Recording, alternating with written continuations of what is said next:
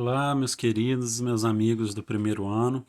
Hoje aqui a gente vai ver a gente vai terminar hoje nesse vídeo essa explicação sobre esses conceitos básicos da literatura contemporânea, desses conceitos do tipo, né? A gente falou sobre aí o concretismo, né? O concretismo, poema praxis, né? Ou seja, aquele que é feito na prática, algumas diferenças dele, o poema processo. A gente vê esses conceitos que são muito importantes para a gente, algumas formas diferentes de poesia, experimentações, academicistas, né? Uma diferença entre elas, quais são os autores envolvidos nisso, como que foi a recepção desse tipo de poesia aqui no Brasil.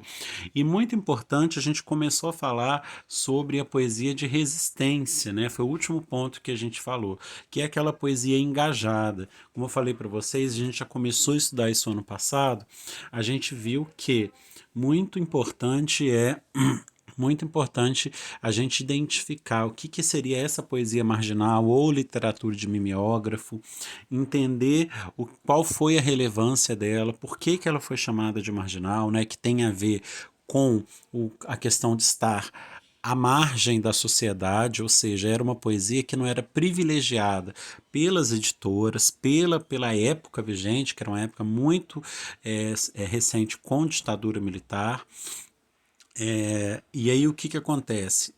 Os temas, que eram sempre temas mais audaciosos, que eles quebravam alguns tabus de coisas que até então não se falavam, eles eram rejeitados por essas editoras. Portanto, a forma como que esses autores, artistas, cantores, todo tipo de artista fez para poder levar adiante o seu trabalho foi a divulgação, fazer essas cópias nesse mimeógrafo e levar a divulgação adiante nas filas de teatros, nos palcos de apresentação de teatro, filas de todo tipo de manifestação cultural, pelas ruas, né?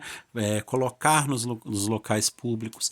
Essa foi a maneira que eles encontraram de fazer o seu trabalho ser divulgado. Tá? A gente vai continuar de onde a gente parou aqui então, da poesia marginal aos nossos dias. Um novo perfil de poeta começou a surgir, deixando de ser um produtor cultural solitário. O número de poetas é imenso. Tendências variadas, desde as influências modernistas de 22 ao concretismo, ainda vivo e atuante. Características, experimentalismos, recuperação da oralidade, preocupação ideológica, irreverência e formalismo. Isso até 1980.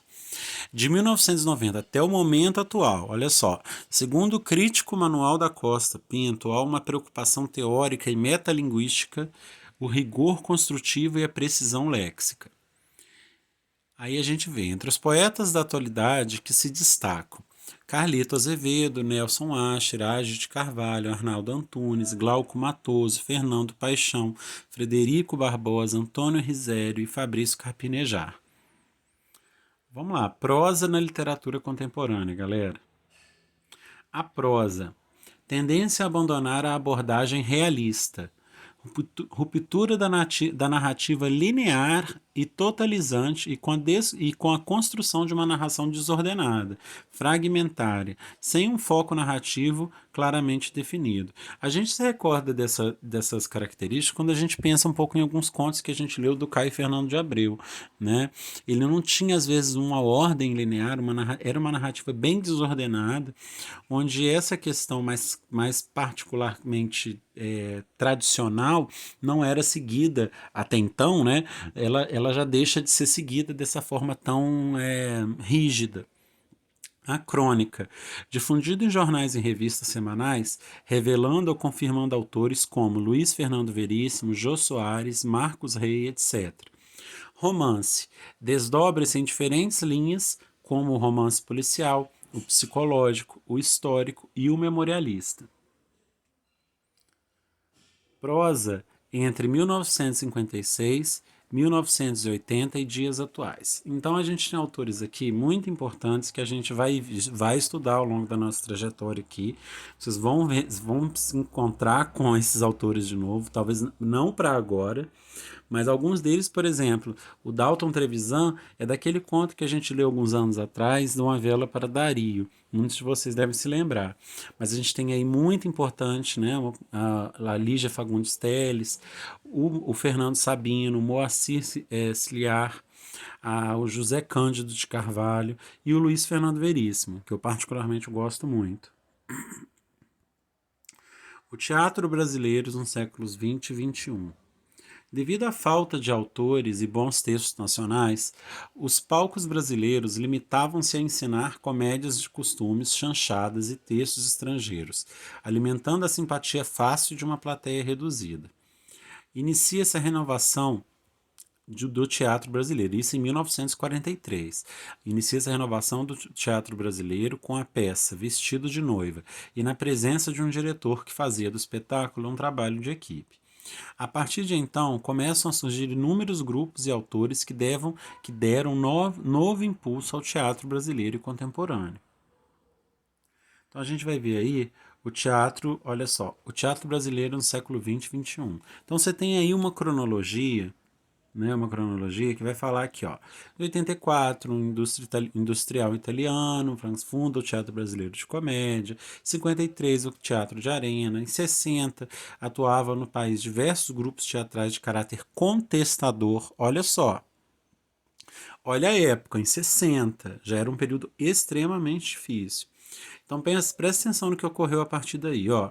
Após a promulgação do AI-5, né, o ato inconstitucional, aliás, institucional, o país passou a viver uma fase artística difícil.